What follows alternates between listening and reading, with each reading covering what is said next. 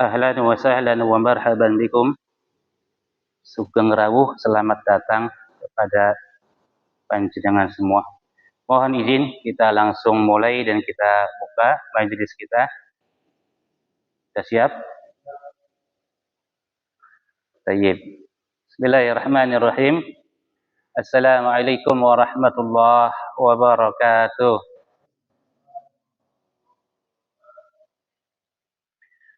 Alhamdulillah wassalatu wassalamu ala Rasulillah wa ala alihi wa ashabihi wa man tabi'a bihudahu ila yaumil qiyamah wa ba'd.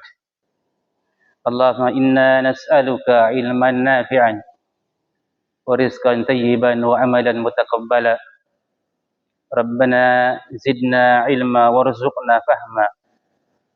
Subhanaka la ilma lana illa ma 'allamtana. Allahumma 'allimna ma yanfa'una wanfa'na bima 'allamtana wa 'allimna rushdaka ya arhamar rahimin. Amma ba'du, pertama dan utama kita panjatkan puji syukur kehadirat Allah Subhanahu wa taala yang masih memberikan kita berbagai kenikmatan, sehingga dengan berbagai kenikmatan ini kita bisa bermajlis kembali di rumah Allah Subhanahu wa taala yang dimuliakan ini. Salawat serta salam semoga senantiasa Allah curahkan kepada baginda Nabi Muhammad sallallahu alaihi wasallam, istri beliau, keluarga beliau, para sahabat beliau, dan juga umat beliau yang mengikuti beliau dengan baik sampai akhir zaman. Amin ya rabbal alamin. Jamaah sekalian yang dirahmati Allah Subhanahu wa taala,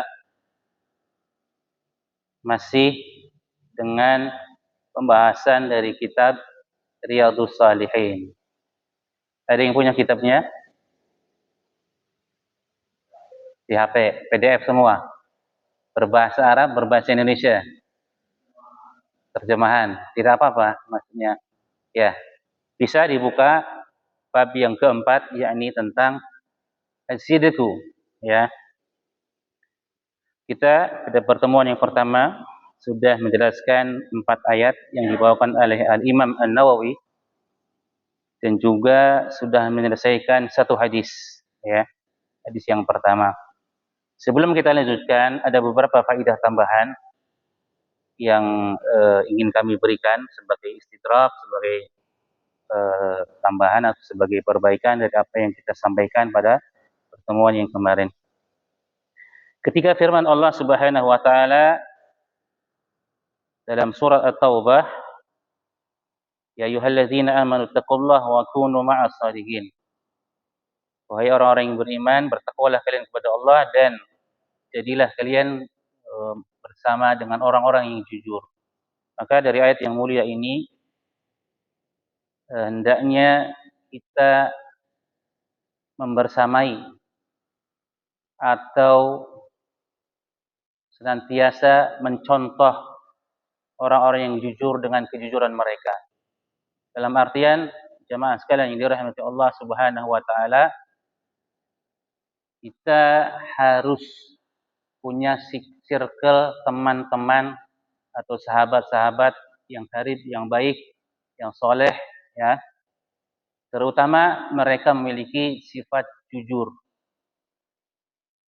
Kita harus selektif memilih. Bukan berarti kita mengajarkan eksklusifisme. Jadi orang-orang yang eksklusif, tidak mau bergaul dengan orang, tidak.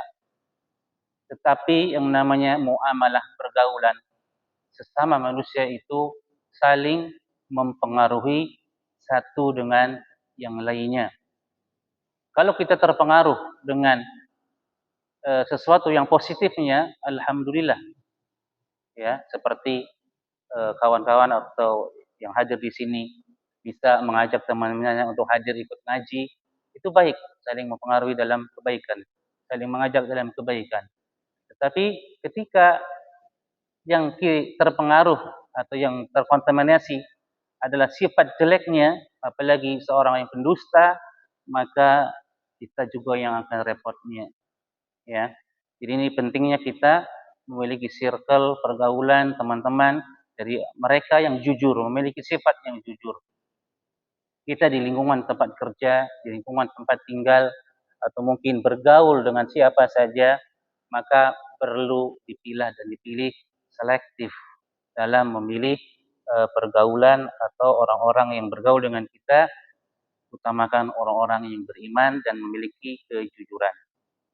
Kemudian faedah tambahan yang kedua, jamaah sekalian yang dirahmati Allah Subhanahu wa taala, cara kita untuk bisa mendisiplinkan diri dengan kejujuran, menyatukan diri dengan kejujuran, maka mau tidak mau kita harus berpegang teguh atau kita pegang teguh prinsip kejujuran dalam hidup kita. Dalam hal apapun, dengan interaksi dengan siapapun, ya. Jadi jujur adalah prinsip utama kita.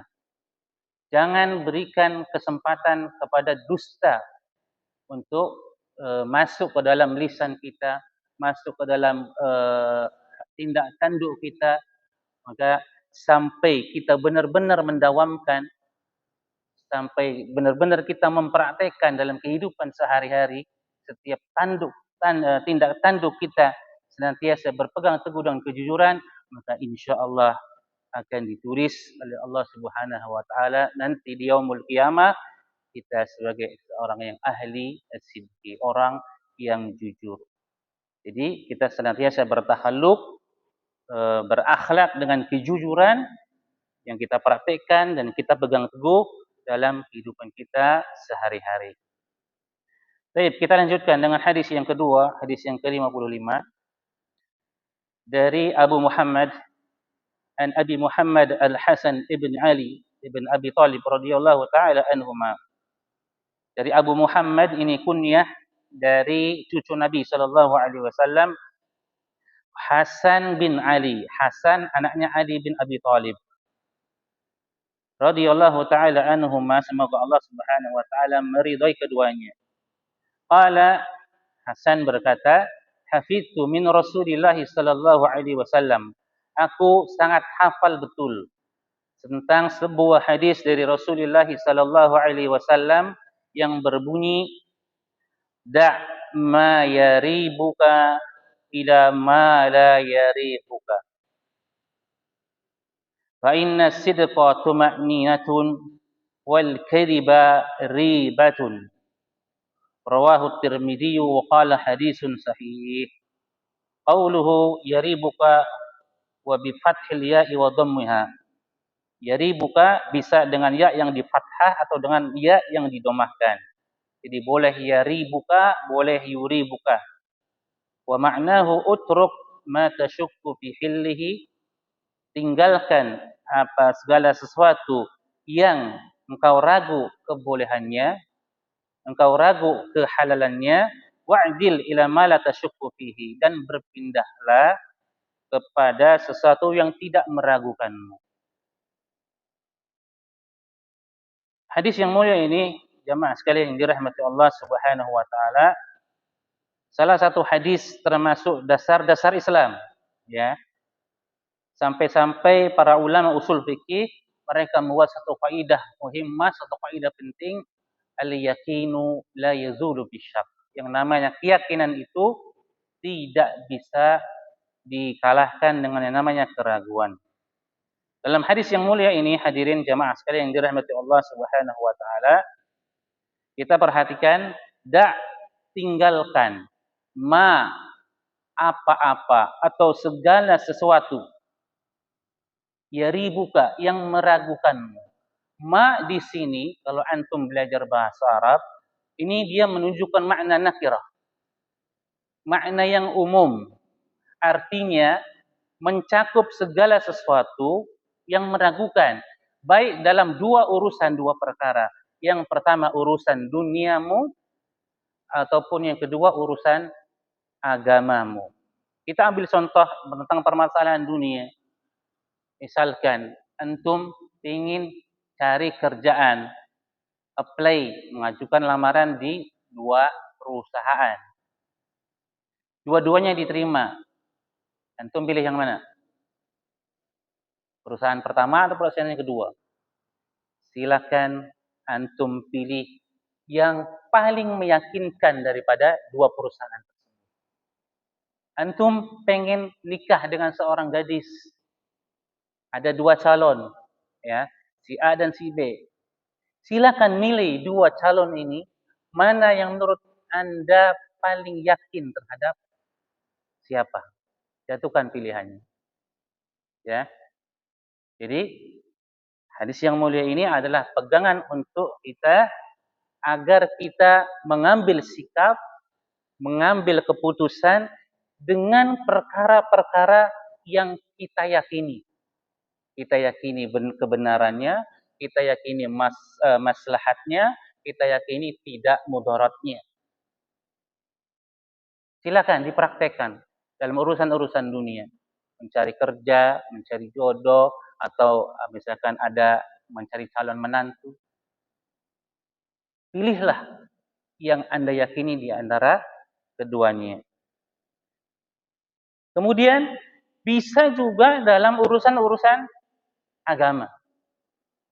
Makanya di antara penafsiran-penafsiran yang dijelaskan oleh para ulama kita, ma yaribuka, segala sesuatu yang meragukanmu dalam urusan agama, yang pertama di antaranya adalah al-umuru al-mushtabihat, perkara-perkara yang syubhat. Apa yang perkara-perkara syubhat? Perkara-perkara yang rancu, tidak jelas benarnya. Maka perkara-perkara syubhat ini adalah perkara-perkara yang meragukan, maka tinggalkan. Antara halal dengan haram, atau ada percampuran dengan harta yang haram dengan yang haram, maka tinggalkan. Ya.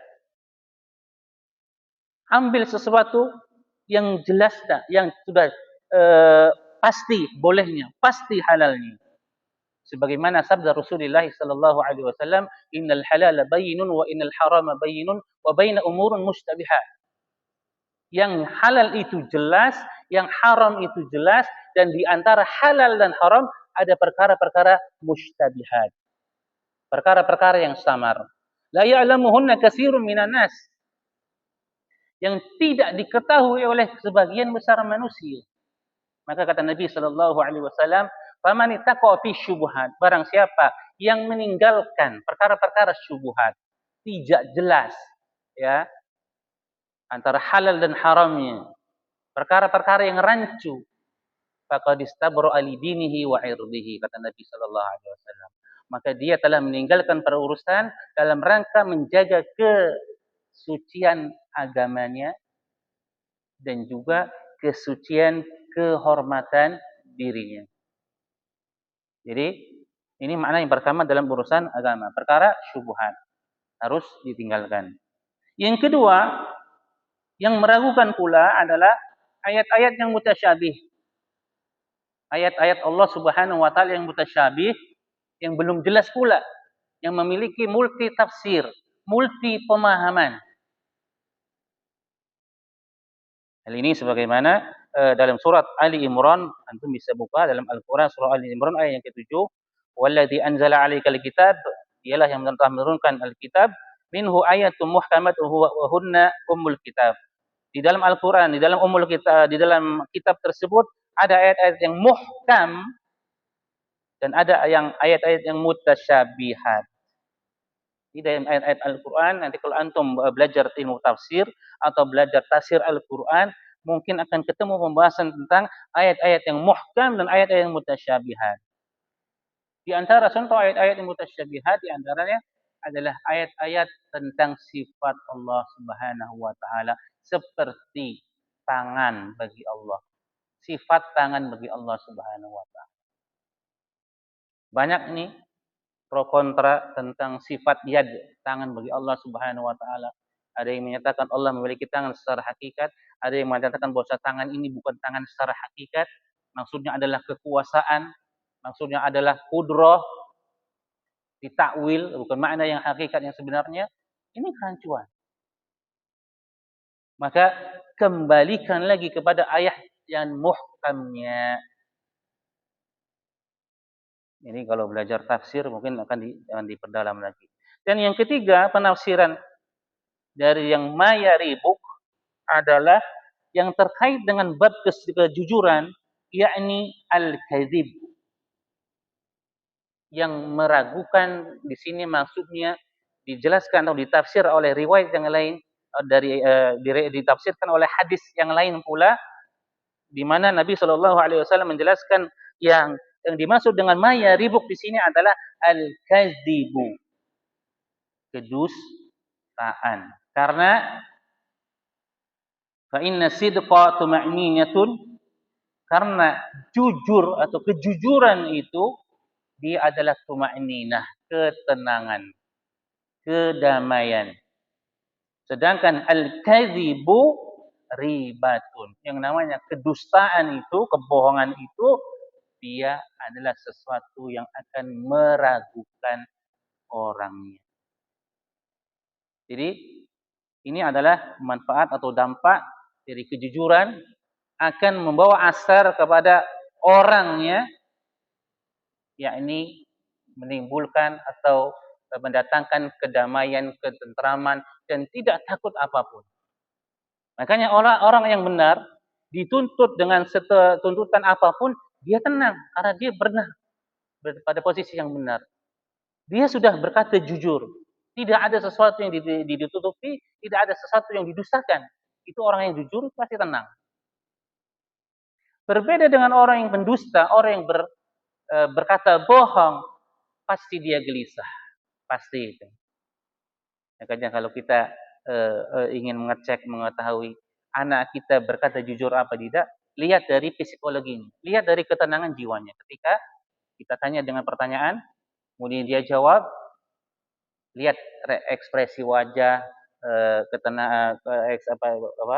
ekspresi jiwanya, apakah dia gelisah, apakah dia tenang.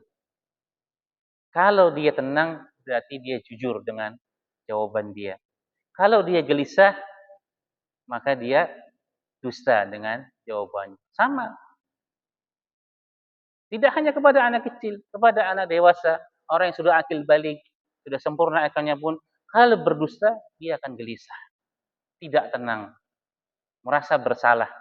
Pasti itu.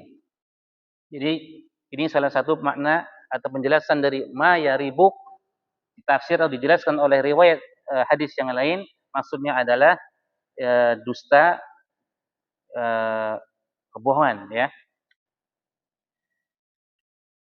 Jadi hadis yang mulia ini adalah isyarat atau tanbih atau taujih, arahan dari Nabi Shallallahu Alaihi Wasallam agar kita meninggalkan kedustaan dan senantiasa berkata dengan perkataan yang jujur. Hadis yang selanjutnya, hadis yang ketiga. Dari Abu Sufyan Sakhar bin Harb radhiyallahu taala anhu, fi hadisihi at-tawil, di dalam hadisnya yang sangat panjang sekali, fi kisah Herakl, ketika atau dalam kisahnya Heraklius, raja Romawi. Antum bisa buka di dalam kitab Sahih Bukhari, dalam bab yang pertama, bab Bada'il Wahyu, permulaan turunnya wahyu, hadis nomor 7 itu diterangkan panjang lebar. Ya. Dan perlu antum ketahui, Abu Sufyan bin Harb ini ketika berkisah atau ketika saya berikan latar belakang dulu hadisnya. Ini Heraklius ini pernah disurati oleh baginda Nabi Shallallahu Alaihi Wasallam dengan sebuah surat yang di situ dia diajak untuk masuk Islam oleh Rasulullah Shallallahu Alaihi Wasallam. Jadi ketika Nabi Shallallahu Alaihi Wasallam pertama kali diutus menjadi seorang nabi, kemudian beliau menyurati raja-raja yang ada, salah satunya adalah Heraklius, diajak untuk memeluk Islam. Maka Heraklius ini dia ingin tahu siapa nabi baru yang muncul ini, yang diutus. Bagaimana dakwahnya? Bagaimana seruan agamanya? Maka salah satu cara untuk mengetahui, untuk mencari informasi tentang nabi baru ini Nabi Muhammad sallallahu alaihi wasallam ini, dia mengumpulkan atau dia mengundang kafilah-kafilah dagang yang mengambil barang dagangan di kota Romawi, di Ilia itu, Ilia salah satu pusat pemerintahan Romawi di Yerusalem. Ya. Jadi ketika Abu Sufyan beserta kafilah dagangnya sedang mengambil barang atau berniaga mengambil barang dagangan ke kota Ilia, wilayah kekuasaan Romawi, maka Abu Sufyan ini diundang oleh Raja Heraklius.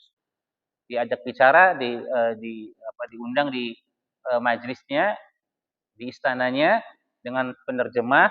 Kemudian ditanya Abu Sufyan oleh Heraklius. Qala Heraklu, bertanya Heraklius kepada Abu Sufyan, "Famadza ya'murukum?" Apa yang diperintahkan oleh Nabi tersebut, ini Nabi Muhammad sallallahu alaihi wasallam, dan keadaan Abu Sufyan ketika itu masih kafir, belum masuk Islam.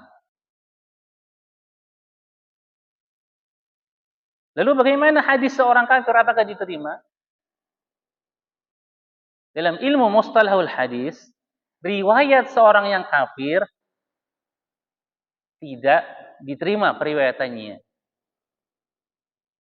Lalu kenapa Imam Bukhari pun meriwayatkan hadis Abu Sufyan ini? Abu Sufyan menyampaikan atau meriwayatkan hadis ini, hadis tentang dia ditanya Heraklius ketika dia sudah masuk Islam.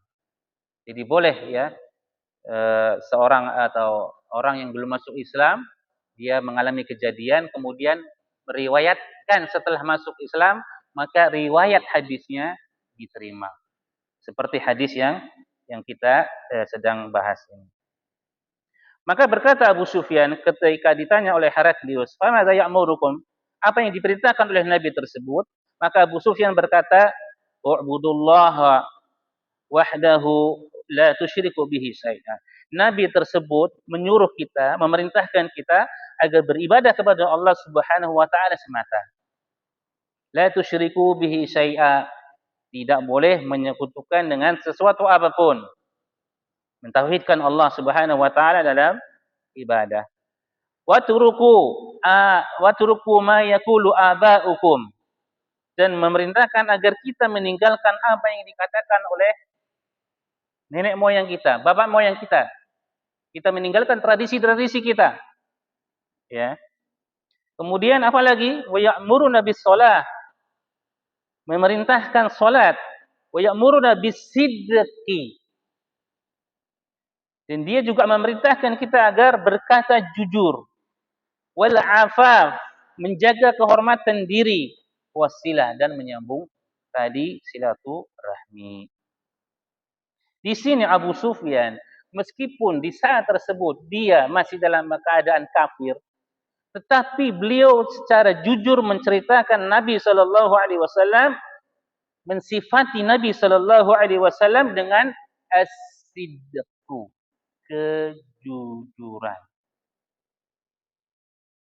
Jadi betapa Nabi sallallahu alaihi wasallam sangat benar-benar menjadi orang yang jujur, bahkan ma'ruf kita pun paham dan mengetahui beliau dahulu sebelum diutus menjadi seorang nabi digelari oleh kaumnya, kaum Quraisy dengan gelar apa? Al-Amin. Orang terpercaya. Orang yang senantiasa jujur. Iya kan? Jadi seseorang ketika sudah diakui kejujurannya, tidak hanya oleh orang atau sahabatnya. Kalau orang sahabat memuji, wajar, ya kan? CS-nya, ya kan? Teman baiknya. Tetapi ketika yang memuji adalah orang yang membencinya, orang yang berseberangan dirinya, orang yang tidak suka dengan dirinya, orang yang berlainan agama dengan dirinya, ini menunjukkan bahwasanya benar-benar berarti dia memiliki sifat tersebut. Iya kan? Musuh pun mengakui bahwasanya Nabi orang yang jujur. Ya.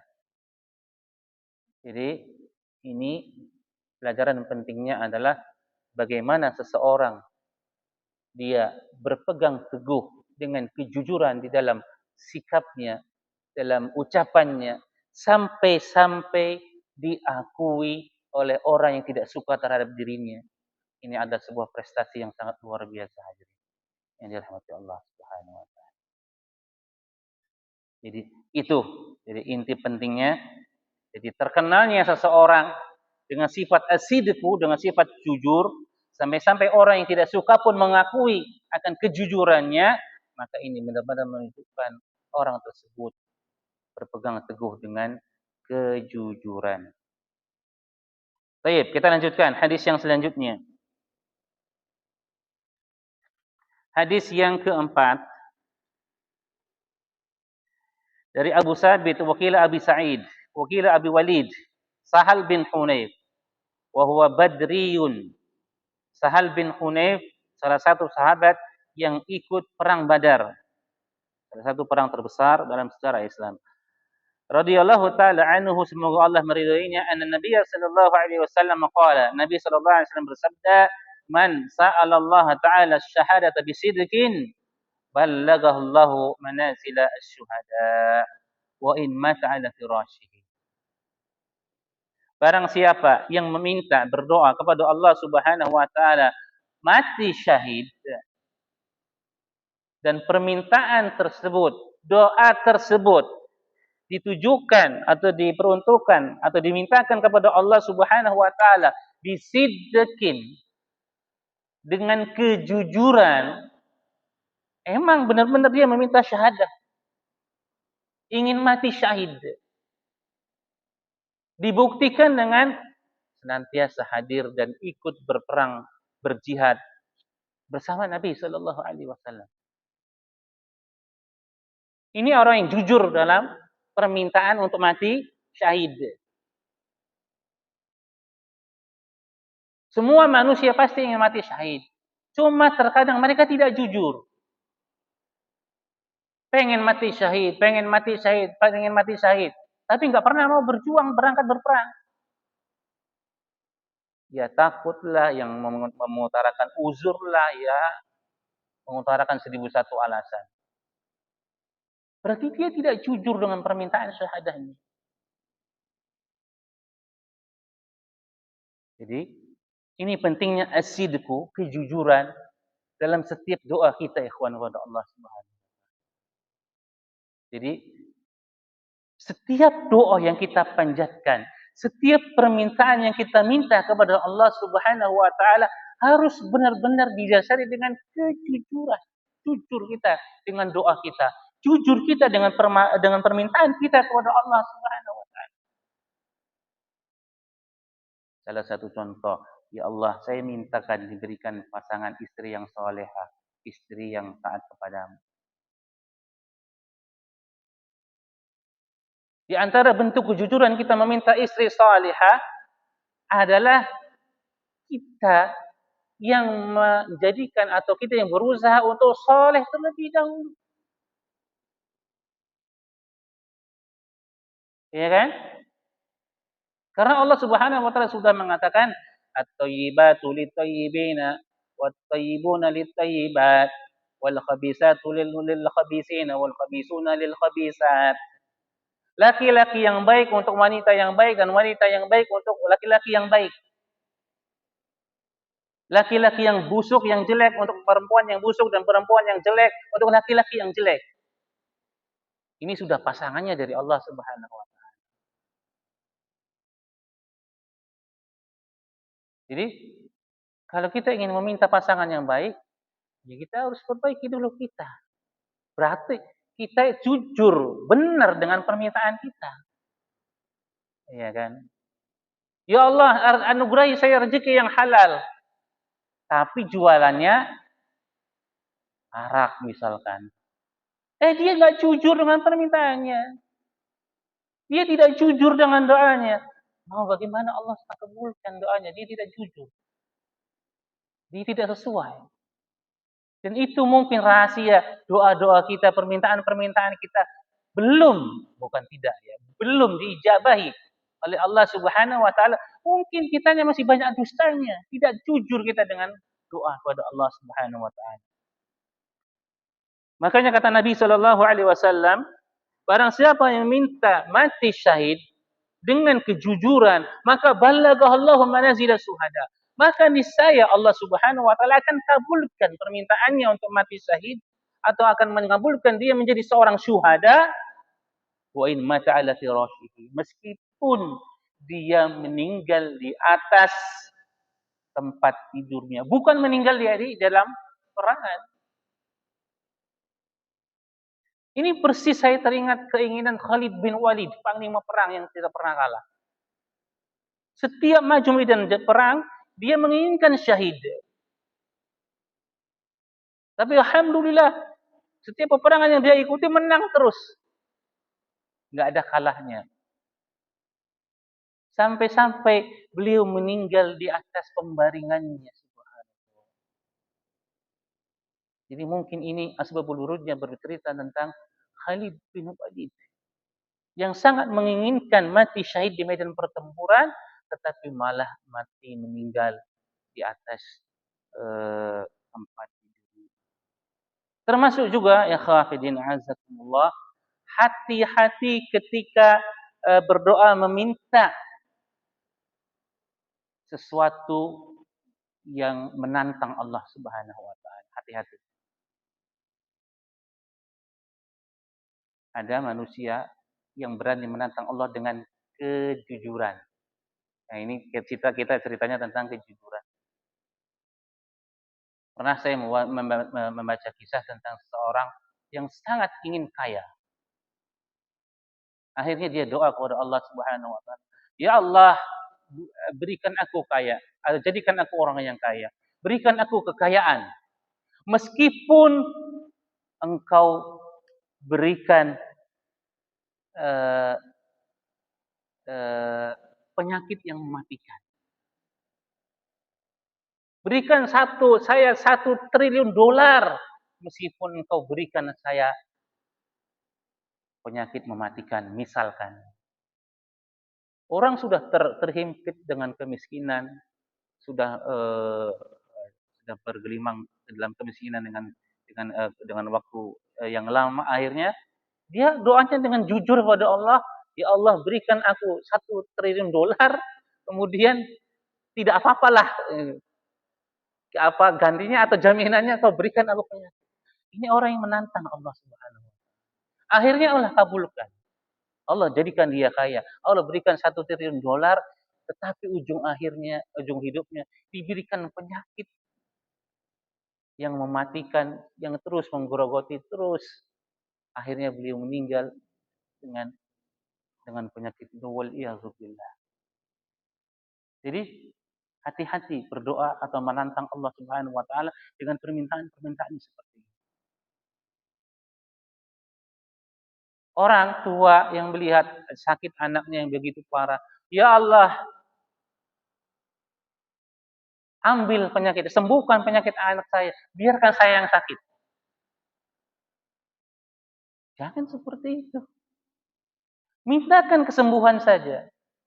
Ya Allah, sembuhkan anak saya. Akhirnya kalau diijabah, kemudian anaknya sembuh, bapaknya yang sakit rumah sakit, akhirnya lebih repot lagi. Bapaknya nggak bisa bekerja, nggak bisa cari nafkah, yang biayai rumah sakit siapa? Ketika anaknya sakit, bapaknya bisa cari nafkah, bisa untuk biayai.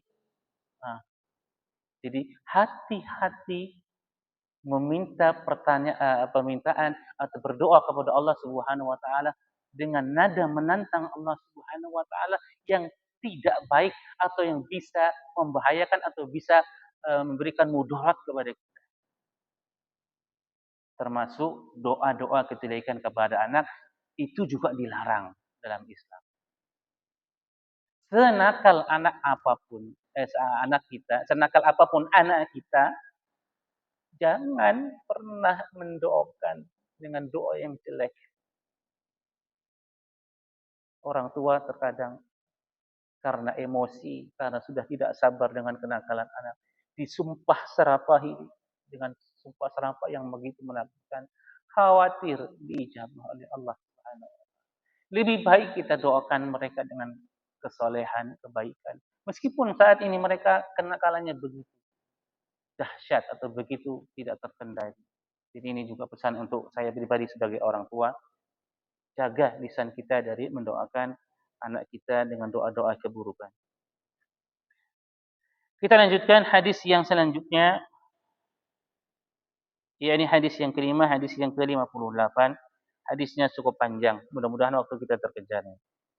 Dari Abu Hurairah radhiyallahu taala anhu qala qala Rasulullah sallallahu alaihi wasallam ghaza nabiyyun minal anbiya'i sallallahu wa sallamu alaihim. Ini tentang kisahnya Nabi Yusha bin Nun, salah satu nabi Bani Israel. Nabi selepas Nabi Musa alaihissalam. Nabi sallallahu alaihi wasallam mengkisahkan tentang seorang nabi dari kalangan Bani Israel yang berperang di jalan Allah Subhanahu wa taala. Maka sebelum berangkat berperang, dia berkata kepada kaumnya, la yatba'anni rajulun malakun bud'a imra'atin wa huwa yuridu ayyabniya biha wa lamma yabni biha. Jangan ikut berperang atau berjihad bersamaku, kata Nabi sallallahu alaihi wasallam. Ya. 3 orang ini. Yang pertama, rajulun malaka bud'ata imra'atin, seorang laki-laki yang baru menikah, pengantin anyar judulnya. Ya. Wa huwa yuridu ayyabniya biha wa lamma yabni biha. Dia pengen malam pertama dan belum melakukan malam pertama. Jadi akan malam pertama tapi belum melakukan malam pertama. Antum yang sudah menikah mungkin pahamlah ya, bagaimana semangatnya pengantin muda dalam malam pertama. Orang yang seperti ini dilarang oleh Nabi tersebut, Nabi Yusha bin Nun, untuk ikut berperang di jalan Allah Subhanahu wa taala. Yang kedua, wala ahadun bana buyutan lam yarfa' suqufuha. Orang yang sedang bangun rumah tetapi belum memasang atapnya. Jadi tinggal finishing, masang atap, ini juga tidak boleh ikut berperang berjihad bersama Nabi tersebut. Yang ketiga, wala ahdun ishtara ghanaman aw halifatin wa huwa yanzuru auladha. Seorang yang membeli ghanam, hewan ternak, unta yang sedang bunting, sedang hamil, dan dia menunggu kelahiran anak dari hewan ternaknya. Apa faedahnya, ikhwan? Agar orang-orang yang berangkat jihad di jalan Allah Subhanahu wa taala fokus dengan amalan jihadnya, tidak terganggu pikirannya, ya, nerawang-nerawang, ya, tidak fokus ya dalam berjihad disebabkan perkara-perkara tersebut. Pengantin baru yang ingin malam pertama, ya kan? Kemudian orang yang sedang bangun rumah tinggal nutup atapnya. Kemudian orang yang memiliki hewan ternak yang akan melahirkan. Jadi ini pentingnya kita khusyuk, fokus dalam ibadah agung kepada Allah Subhanahu wa taala dan menjauhkan diri atau menyingkirkan segala sesuatu yang bisa mengganggu kekhusyuan ibadah kita. Makanya Nabi SAW melarang orang sholat dalam keadaan menahan kencing dan BAB. Pasti tidak khusyuk sholatnya, rusak sholatnya. Karena tumakninah adalah arkanus sholat, ruh dari sholat, dan dia bisa terganggu dengan kebelet hajat atau kebelet pipis. Nabi SAW mengatakan tidak boleh seseorang hadir salat dengan keadaan makanan sudah siap tersaji. Ini enggak boleh. Kenapa? Pasti pikirnya akan teringat terus makan. Apalagi sudah tercium aromanya. Sebuntut atau nasi rendang. Pasti terbayang-bayang nasi padang, nasi rendang. Ini pasti mengganggu salatnya. Ya. Makanya ketiga golongan manusia ini tidak boleh berperang oleh Nabi tersebut. Mus'ab bin Umair. Kalau antum ketika menunggu istri lahiran, sudah masuki pembukaan ke-6 atau ke-7 atau ke-8 atau ke-9, maka tidak apa-apa. Mengundurkan sholat, tetap menemani istri antum. Atau mendampingi orang tua yang sedang gawat darurat di rumah sakit. Gak boleh ditinggal misalkan, butuh pengawalan. Tetap antum di situ.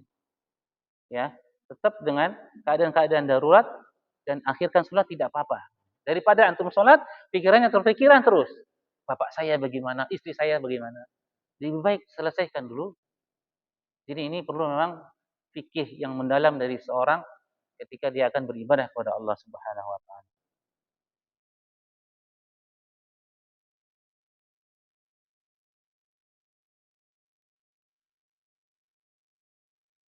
Faghaza fadana min al-qaryati salah al-asri aw qadiban min zalika. Akhirnya Nabi tersebut berperang di jalan Allah Subhanahu wa taala sampai masuk salat asar atau mendekati salat asar. Terus berperang sampai matahari sudah akan tenggelam. Ya, tetapi belum menang juga. Akhirnya dia berkata kepada matahari, innaki ma'muratun wa ana ma'murun. Sesungguhnya engkau matahari, engkau diperintah oleh Allah Subhanahu wa taala untuk berjalan sesuai dengan jalan edarmu. Wa ana ma'murun, dan aku pun diperintahkan oleh Allah Subhanahu wa taala untuk berperang dengan orang-orang kafir. Memerangi orang-orang yang kufur kepada Allah Subhanahu wa taala. Kita sama-sama diperintah oleh Allah Subhanahu wa taala. Maka Nabi tersebut berdoa kepada Allah Subhanahu wa taala, Allahumma ihbis 'alaiha. Ya Allah, tahan sebentar matahari tersebut, jangan tunggu tenggelam sampai kita selesai atau menang dari peperangan ini. Dan inilah satu-satunya momen Nabi, ya, yang diberikan mukjizat oleh Allah Subhanahu wa taala, mampu menahan matahari tenggelam.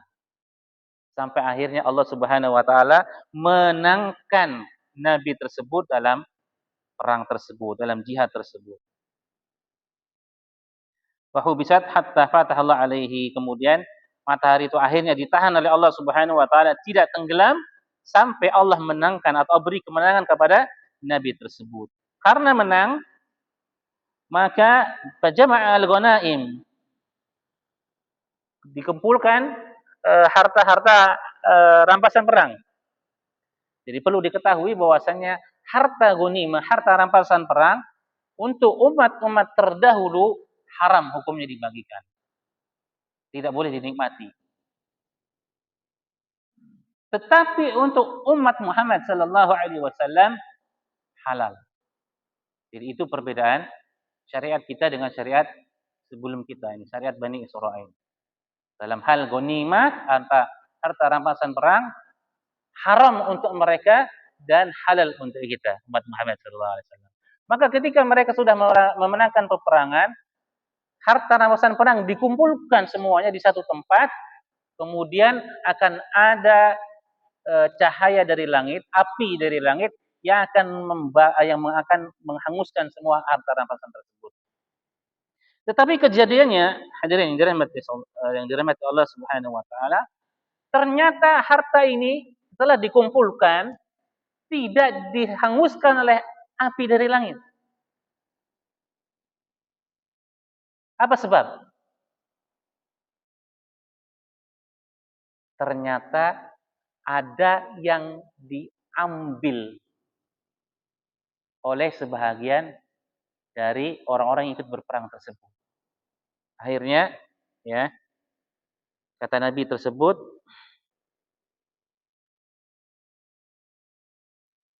faqala inna fikum gulula.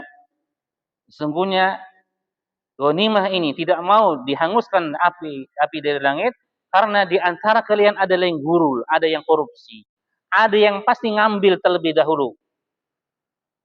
Fala yubayyi'ni min kulli qabilatin rajulun.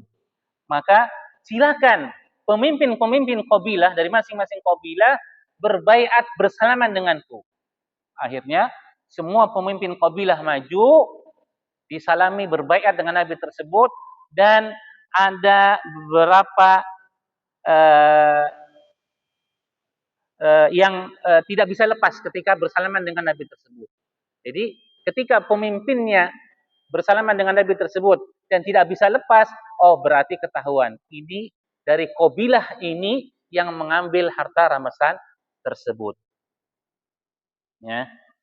Jadi syahid atau yang menjadi keterkaitan dengan pembahasan kejujuran di sini adalah bagaimana Allah Subhanahu wa taala bukan tidak bisa, belum menghanguskan harta rampasan perang tersebut disebabkan karena ada orang-orang yang tidak jujur mengambil harta yang tidak hak baginya. Sehingga kemudian dikumpulkan dari kabilah-kabilahnya, pemimpin kabilahnya, akhirnya kemudian dibaiat dan ketahuan siapa dari kabilah mana yang mengambil harta rampasan perang tersebut. Hadis yang terakhir sebagai penutup, berapa menit lagi kita isya? Satu lagi insyaallah. Dari Abu Hakim bin Hizam radhiyallahu taala anhu qala Rasulullah sallallahu alaihi wasallam al-bay'ani bil khiyari ma lam yatafarraqa. Fa in sadaqa wa bayyana burika lahum fi bai'ihima wa in katama wa kadzaba muhiqat barakatuhu bi bai'ihima. Nabi sallallahu alaihi wasallam bersabda al-bay'ani, orang yang bertransaksi jual beli, baik penjual dan pembeli, bil khiyari, mereka memiliki hak khiyar, hak pilih dalam akad transaksi mereka, apakah akan meneruskan jual belinya atau melangsungkan menjadikan jual belinya ataukah membatalkan. Malam yatafarraqa, selama mereka dalam satu majelis, masih dalam posisi berhadap-hadapan. Jadi di situ ada khiyar majelis, ya. Mau jual atau transaksinya mau diteruskan dengan pembelian, apakah dibatalkan. Itu ada khiyar majelis. Fa in sadaqa wa bayyana, apabila keduanya, terutama penjual, ini karena memang banyakkan dari penjual ini mereka tidak jujur dalam jual belinya. Tidak jujur dalam menjelaskan, tidak jujur dalam timbangan bisa, tidak jujur dalam kejelekan atau keburukan barang yang dia jual. Bilangnya bagus ternyata jelek. Bilangnya KW1 ternyata KW3. Ini orang pedagang. Hati-hati. Kalau antum bukan pedagang. Jadi memang ada ungkapan at-tujaru al-fujar. Yang namanya pedagang itu ya identik dengan orang fujar, orang-orang fasik. Karena banyak bermain, tidak jujur, banyak menyembunyikan, banyak khilahnya. Maka salah satu muamalah ini bagi mereka para pedagang wajib mereka untuk memiliki sifat sidqu, jujur, amanah, ya. Bilang barangnya bagus ya bagus, bilang KW2 ya KW2, bilang KW3 ya KW3, bilang ada masalah ya ada masalah. Jelaskan apa adanya.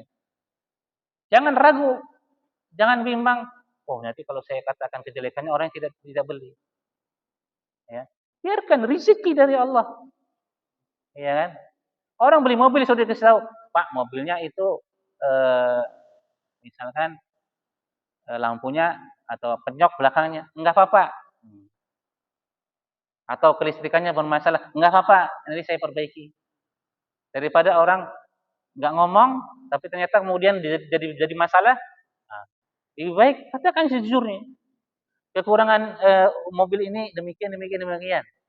Kalau Bapak mau terus membeli, fadhol silakan, ya. Kalau nggak jadi, nggak apa-apa. Jadi ini memang eh, kayak pergulatan seorang pedagang itu. Khawatir rezekinya nggak dapat, khawatir pembelinya lari, disebabkan karena apabila dia jujur menjelaskan kekurangannya, walhasil ini adalah termasuk tipu daya setan untuk para pedagang. Makanya di sini Nabi Shallallahu Alaihi Wasallam menegaskan atau menguatkan, memotivasi para pedagang. Fa in sadaqa wa bayyana, apabila keduanya jujur, terutama para penjual, wa bayyana, dan menjelaskan plus minusnya, kelebihan dan kekurangannya, burika lahum fi bai'ihima, maka transaksinya, jual belinya akan diberkahi oleh Allah Subhanahu wa taala. Sudah halal, diberkahi oleh Allah Subhanahu wa taala. Tapi ingat kata Nabi sallallahu alaihi wasallam, "Wa in katama wa kadzaba muhiqat barakatu bai'ihima." Apabila dia menyembunyikan aibnya, menyembunyikan kekurangannya, dan dia dusta, tidak jujur dalam transaksinya, muhiqat barakatuh, akan diberangus keberkahannya, akan dihapus keberkahannya. Subhanallah. Jadi kalau korelasinya dengan antum yang mungkin pegawai, ya jadi pegawai yang jujur, yang benar. Dalam waktu, dalam pekerjaan, dalam skripsi. Insya Allah pekerjaan antum, penghasilan antum akan diberkahi oleh Allah Subhanahu wa taala. Jadi kalau bab ini Nabi mencontohkan dalam orang yang jual beli. Karena memang banyak di antara mereka para pedagang yang tidak jujur. Makanya ini motivasi dari Islam, dari Allah, dari Rasulnya Sallallahu Alaihi Wasallam. Jalankan perniagaan, perdagangan, jual beli kalian dengan kejujuran. Niscaya akan mendatangkan keberkahan yang banyak dari Allah Subhanahu wa taala. Ya, jadi jangan ragu dengan janji Allah dan Rasulnya Sallallahu Alaihi Wasallam. Dengan ini kita akhiri dan selesai pembahasan tentang as-sidqu, 4 ayat 6 hadis.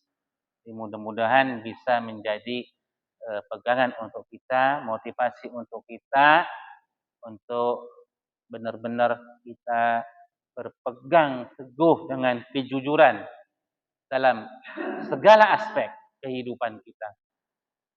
Ya. Allahu a'lam. Demikian yang bisa kami sampaikan. Mudah-mudahan bermanfaat, wabil khusus untuk kami yang berbicara. Kurang lebihnya kami mohon maaf. Kalau yang salah itu datangnya dari kami, yang benar dari Allah Subhanahu wa taala. Asykurukum bihudurikum. Terima kasih yang sebesar-besarnya atas atensi dan juga kehadiran antum semua. Mudah-mudahan majlis kita majlis yang diberkahi oleh Allah Subhanahu wa taala. Amin ya rabbal alamin.